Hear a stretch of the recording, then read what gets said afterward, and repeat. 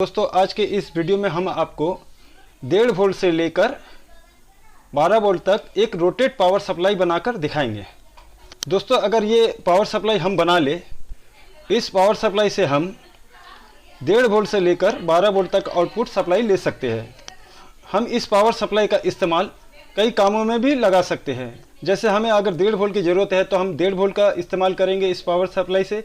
3 volt की ज़रूरत है तो 3 वोल्ट का लेंगे, 4.5, 6 वोल्ट, 7.5 वोल्ट और 12 वोल्ट तक हम जिस हिसाब से काम करेंगे उस हिसाब से इसका पावर सप्लाई हम ले सकते हैं। तो चलिए दोस्तों आपको मैं बता देता हूँ ये पावर सप्लाई कैसे बनाया जाता है। तो इसे बनाने के लिए हमें कुछ सामानों की ज़रूरत पड़ेगी। तो सबसे पहले हमें इसे बनाने के लिए एक ट्रांसफार्मर की ज़रूरत पड़ेगी। ये 1 एम्पेयर का ट्रांसफार्मर है। तो इस ट्रांसफार्मर में देखिए दोस्तों, इस पिन पर ध्यान दीजिए।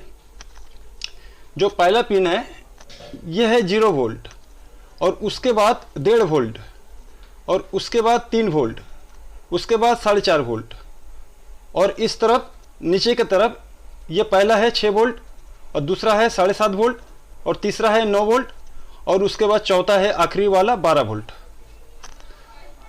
तो ये इस तरह का ट्रांसफार्मर बाज़ार में करीबन आपको 80 से लेकर 120 रुपये में मिल जाएगा।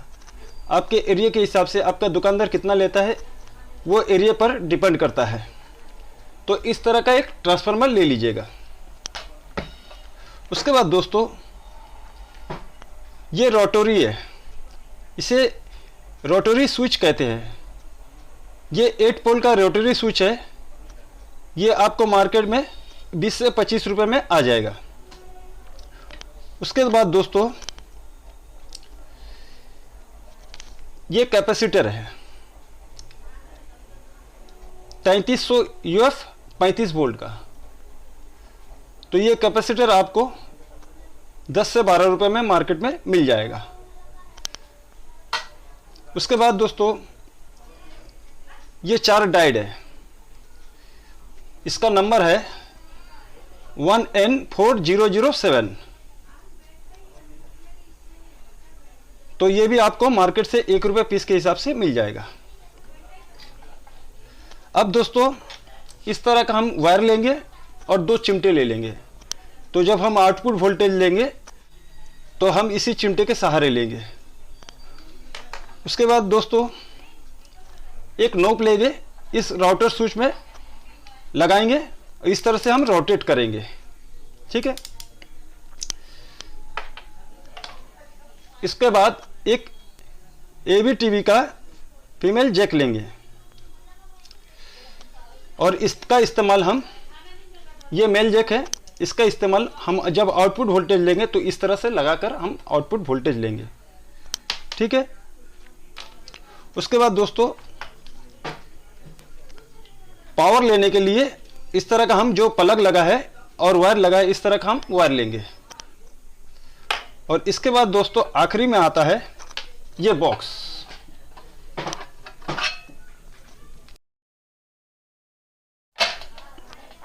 अब चलिए दोस्तों इसके बाद हम कुछ वायर लेंगे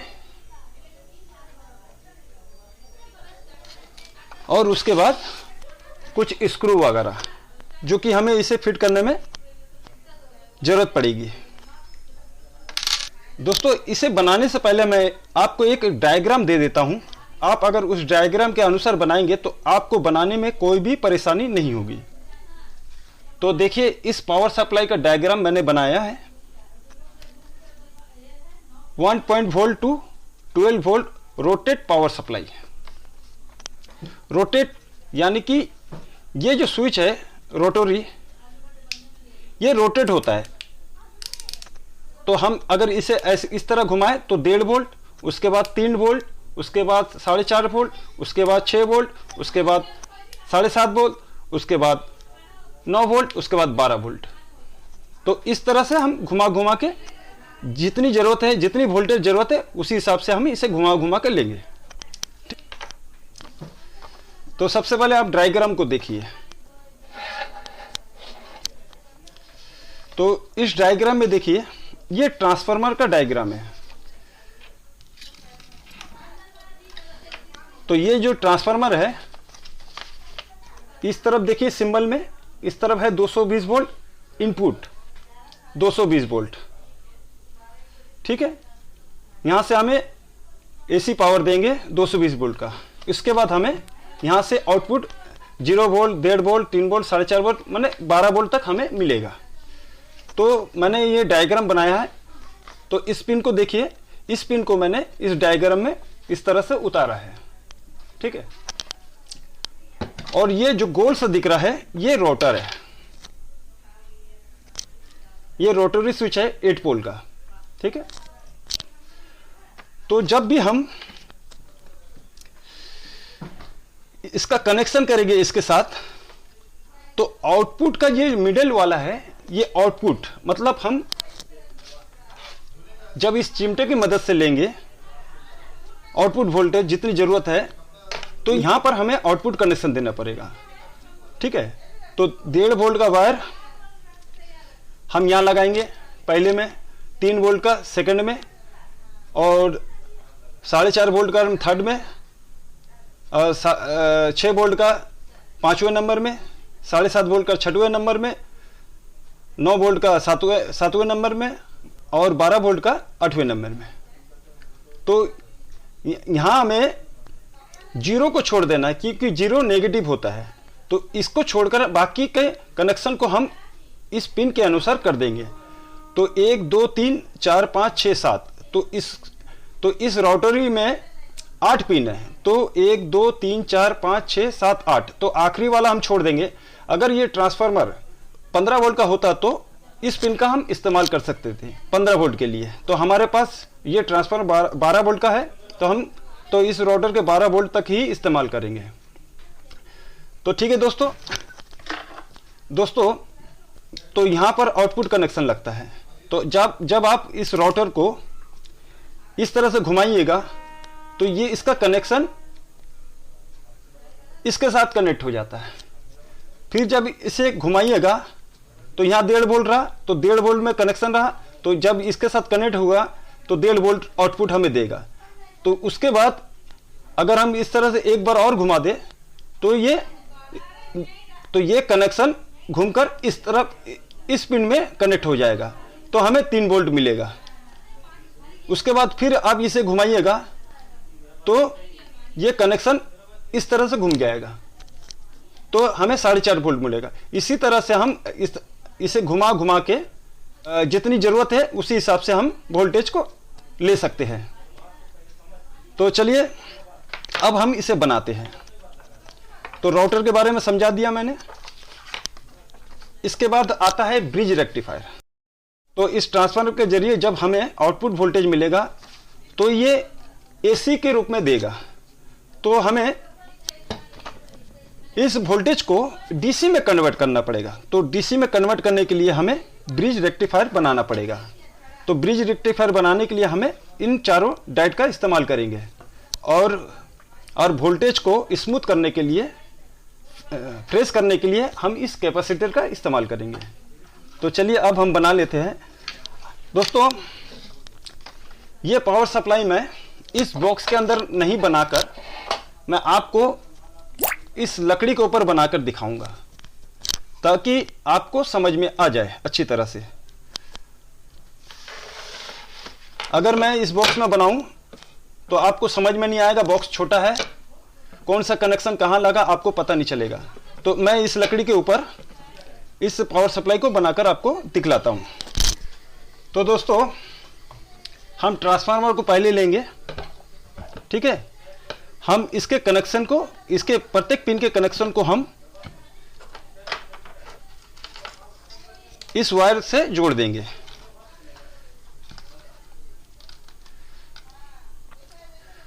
तो हम एक वायर लेंगे, पहला कनेक्शन को हम छोड़ेंगे क्योंकि ये 0 वोल्ट होता है, तो इसी पॉइंट से हमें माइनस का वोल्टेज मिलेगा। तो हम दूसरे से चालू करते हैं। तो दूसरा 1.5 वोल्ट का होता है, हम इसे सोल्डर कर देते हैं।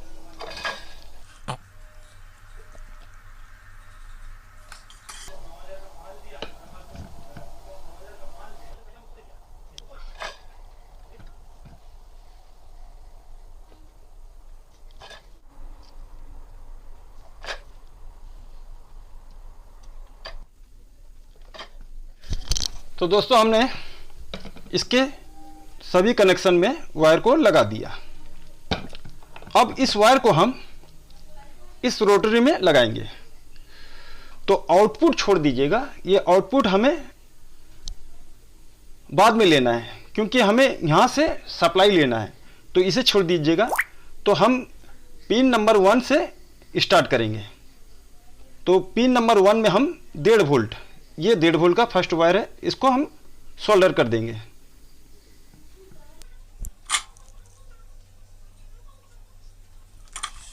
डेढ़ वोल्ट होने के बाद पिन नंबर 2 में 3 वोल्ट के वायर को हम सोल्डर करेंगे।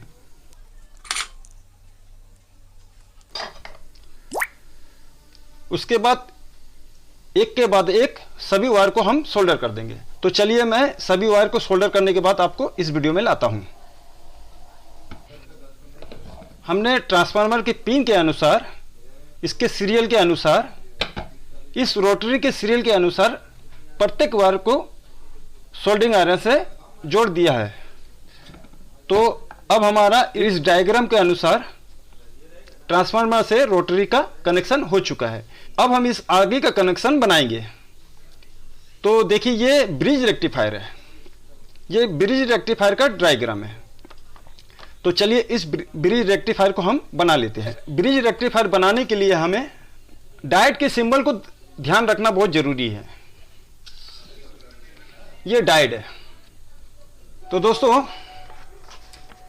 मैंने अभी इस वीडियो को बंद किया था क्योंकि मैंने इस डायोड के डायग्राम को माइनस प्लस के अनुसार गलत लिख दिया था। तो मैंने इसे काट कर इस डायग्राम को, इस सिंबल को सही किया हूं। उसके बाद इस वीडियो में आया हूं। तो आप देखिए ये डायोड है। इस डायोड में जो सफेद कलर का निशान है, देखिए ये निशान, और इस सिंबल में देखिए ये खड़ी लाइन। तो ये खड़ी लाइन मतलब ये सफेद कलर का निशान, इसका सिंबल है। तो इस खड़ी लाइन को हम माइनस पॉइंट कहते हैं, और इस तरफ कोई निशान नहीं है तो ये प्लस पॉइंट। तो प्लस पॉइंट एनोड होता है, और ये सफेद कलर का जो है इसे माइनस कहते हैं। तो इस तरफ का हुआ माइनस और इस तरफ का हुआ प्लस। तो माइनस प्लस के अनुसार आप देखिए ये ब्रिज रेक्टिफायर में, तो प्रत्येक डायोड को हम देखकर हम एक चारों डायोड से एक स्क्वायर टाइप का ब्रिज रेक्टिफायर बनाएंगे। तो देखिए इस डायग्राम के अनुसार हम कैसे बनाते हैं। तो हम 4 डायोड लेंगे। तो देखिए माइनस ऊपर है इसमें और इस तरफ माइनस नीचे है। तो हमने ये दो डायोड को लिया है। तो माइनस इस तरफ का ऊपर और इस तरफ का हम नीचे करेंगे। नीचे करके हम इस डायोड को इस तरह से एक दूसरे से जोड़ देंगे।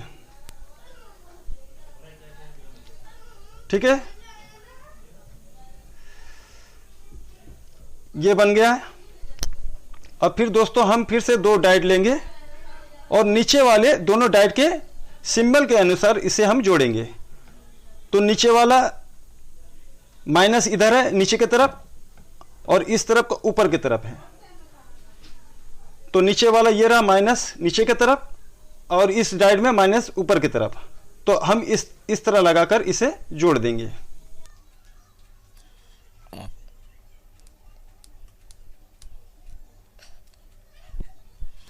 तो ये ऊपर का भाग और ये नीचे का भाग। अब इन दोनों भाग को हम जिस तरह से हमने इसे रखा है उसी अनुसार हम इसे उठाकर एक दूसरे से जोड़ेंगे। तो इस तरह से हम इसे फिर से घुमा के इस दोनों भाग के पॉइंट को हम जोड़ेंगे।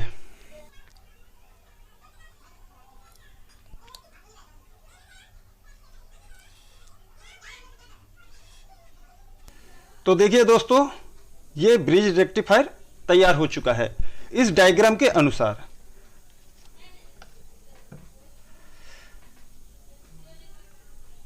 अब दोस्तों ट्रांसफार्मर के 0 वोल्ट, जो 0 वोल्ट आता है, इस ट्रांसफार्मर में फर्स्ट पिन जो 0 वोल्ट है, इसके कनेक्शन को हम इस जगह जोड़ेंगे। तो डायग्राम में देखिए इस पॉइंट में हम जोड़ेंगे। तो 0 वोल्ट के लिए एक वायर लेंगे हम, इस वायर को हम यहां पर लाकर जोड़ देते हैं। तो ये वायर हम ट्रांसफार्मर को कनेक्शन को पहले जोड़ेंगे,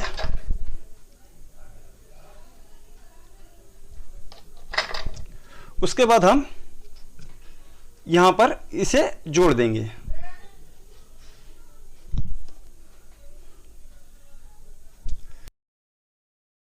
तो हमने ट्रांसफर के अनुसार 0 वोल्ट को, जो माइनस पॉइंट है, इसे हमने ऊपर में जोड़ दिया है डायग्राम के अनुसार। अब हम इसके नीचे वाले पॉइंट को, तो देखिए रोटर में, आप रोटर में ध्यान दीजिए, मिडल वाले पिन पर हमने छोड़ा था। इस पिन से हम इस पिन में हम एक वायर जोड़ेंगे और उस वायर को हम इस नीचे वाले डायोड के नीचे वाले भाग में हम जोड़ेंगे।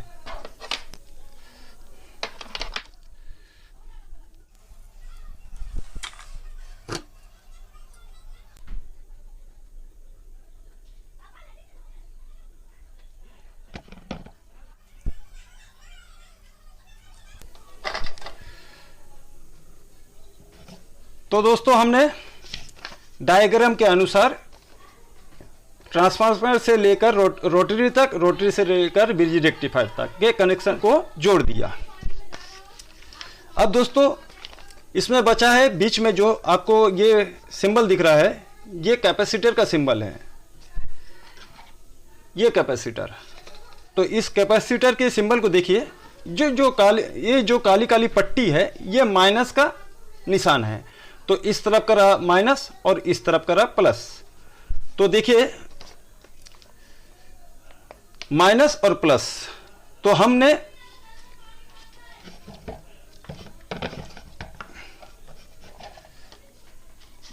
जीरो वोल्ट के जो माइनस पॉइंट होता है ऊपर की तरफ लगाया और रोटर के साथ जो है हमने नीचे लगाया। तो यहां देखिए इस सिंबल के अनुसार इसे हम माइनस प्लस, तो ये रहा माइनस इस तरफ है और ये प्लस, तो इस तरह से हम सोल्डर कर देंगे। ठीक है। तो दोस्तों इसमें तार छोटा है, इसको हम थोड़ा बढ़ा लेते हैं, उसके बाद हम माइनस प्लस के अनुसार सोल्डर कर देते हैं। तो दोस्तों हमने इसके वायर को बढ़ा दिया, अब हम इसे सोल्डर कर देते हैं। तो इस तरह था, इस तरह से हम लगाकर इसे सोल्डर कर देते हैं। दोस्तों वीडियो लंबा हो सकता है, लेकिन ये वीडियो आपके बड़े काम का है।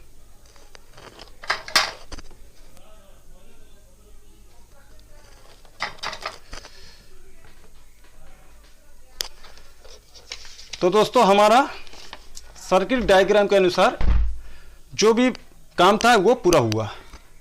अब हमें डीसी आउटपुट के लिए कनेक्शन लेना है। तो ये 2 वायर है, हम इस वायर से डीसी आउटपुट का कनेक्शन लेंगे। रेड वायर को पॉजिटिव में और येलो वायर को हम नेगेटिव पॉइंट में लगा देते हैं।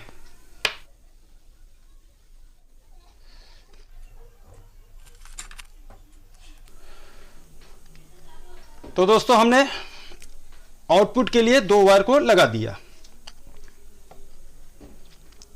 अब चलिए हम आउटपुट के फीमेल जैक को लगा देते हैं। तो प्लस मिडल, पॉजिटिव, नेगेटिव इस तरफ का, तो इन दोनों के कनेक्शन को भी कर देते हैं।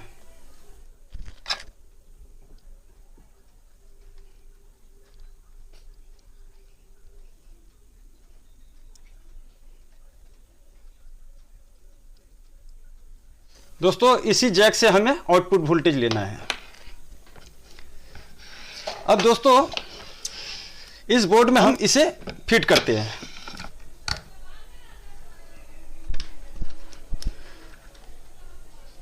अब दोस्तों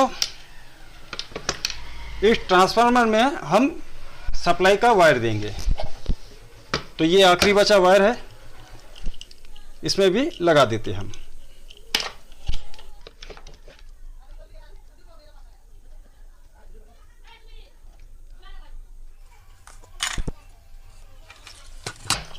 तो दोस्तों हमारा एलिमेटर बनाने का काम कंप्लीट हुआ है। अब चलिए हम इसमें पावर सप्लाई देकर देखते हैं हमारा ये रोटेट वोल्टेज रेगुलेटर काम करता है या नहीं। तो इसे भी लगा देते हैं हम इस आउटपुट सप्लाई वायर को।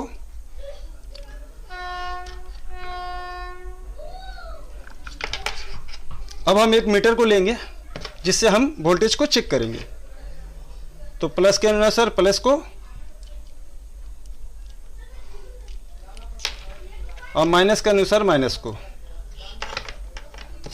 और मीटर को हम 20 वोल्ट डीसी में सिलेक्ट करेंगे। अब दोस्तों इसे पावर सप्लाई देते हैं और देखते हैं ये पावर सप्लाई चालू होता है या नहीं। तो देखिए दोस्तों ये पावर सप्लाई चालू हो चुका है। मीटर में ध्यान दीजिए। अब हम इस रोटरी को रोटेट करेंगे और देखिएगा यहाँ पर घुमाने के बाद एक एक स्टेप पावर बढ़ता है। तो चलिए इसे घुमाते हैं। तो देखिए 3.62 वोल्ट यानी ये 3.5 volt, 4 volt, 4.5 volt, 6 volt, 9 volt और आखिरी में ये 12 वोल्ट। तो कम ज़्यादा होते रहता है ट्रांसफार्मर से। अगर आपके घर का वोल्टेज सही रहेगा, और मेरे घर का वोल्टेज अभी लो है, रात का समय है, तो लो होने के कारण ये 11 वोल्ट दिखा रहा है। अगर वोल्टेज आपका 220 वोल्ट के ऊपर रहेगा आपका घर का करंट, तो इसमें सही दिखाएगा। तो इस तरह से हम रोटेट करके हमें जितनी ज़रूरत है उतनी वोल्टेज हम ले सकते हैं। तो दोस्तों अगर ये वीडियो आपको अच्छा लगा तो मेरे चैनल को सब्सक्राइब कीजिएगा और बेल आइकन को जरूर से ज़रूर दबा दीजिएगा। वीडियो देखने के लिए धन्यवाद दोस्तों।